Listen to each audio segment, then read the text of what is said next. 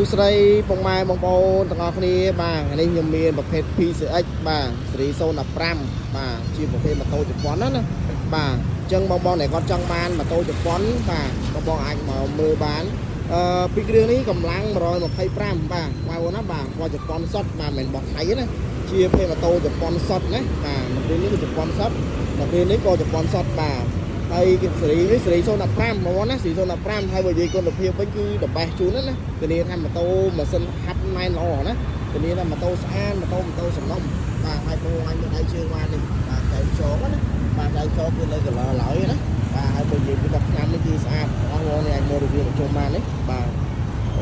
បងអាចមើលបានហើយនេះគឺប្រភេទប្រើសោបងគាត់ជប៉ុនគឺប្រើសោបាទសោពីក្របមកមានរាងកណ្ដាលមានម៉ាសេតទៀតណាបាទស្អាតមែនទេបាទមកក្របនេះគឺផ្លាកលេខភ្នំពេញបងប្អូនណាបាទម៉ូតូនេះម្ចាស់ដើមគាត់តែប្រើប្រាស់ទេដោយសារផ្លាកលេខតែកឹបណាបាទនេះបងបាទគឺកឹបនៅខែ6បាទនិយាយទៅមុនជុំបាទម្ចាស់គាត់តែប្រើទេណាបាទស្អាតនិយាយទៅម៉ូតូនេះនៅស្អាតចូល90%ជាងណាបាទថាម៉ូតូនេះស្អាតហើយជាប្រភេទម៉ូតូជប៉ុនទៀតណាកម្លាំង125នេះបងប្លុកសិននេះនិយាយទៅម៉ូតូនេះនៅស្អាតចូល90%ជាងធានាជូនណាបាទហើយនេះគឺខែកដាលនេះ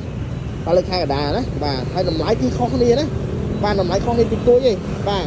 គាត់ថាសិនផ្លាកលេខពេញយើងថ្លៃជាងណាបាទបើផ្លាកលេខកដាលយើងធូរថ្លៃជាងណាបាទហើយគុណភាពគឺនៅស្អាតទាំងអស់ណានេះបងបាទនេះខ្សែចងនៅស្អាតនៅ color ឡើយណាបាទនិយាយទៅម៉ូតូនេះគឺហាប់ណែនម៉ាស៊ីនជីហាប់សលេងស្ងាត់ល្អណាសលេងស្ងាត់ល្អជីទៅគឺអែមហើយបងនេះគឺវាយផ្លាកlogo ពីជប៉ុនមកគឺមានផ្លាកអញ្ចឹងមកពីជប៉ុនមកនិយាយទៅធានាថាម៉ូតូនេះម៉ូតូជប៉ុន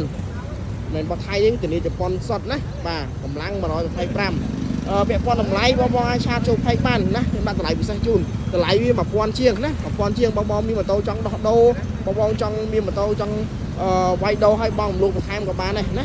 បាទឬក៏ទិញជាលុយសុទ្ធគឺមានការបញ្ចុះតម្លៃច្រើនណាបាទបងទិញជាលុយសុទ្ធគឺមានដាក់តម្លៃធូរណាតម្លៃល្អតម្លៃទុននេះណាតម្លៃត្រឹមតែ1000ជាងហ្នឹងណាអញ្ចឹងបងចង់ដឹងតម្លៃពីគ្រឿងហ្នឹងបងឆាតទៅផេកមកណាខ្ញុំដាក់តម្លៃជូនណាបាទអរគុណច្រើនបងប្អូនគ្នា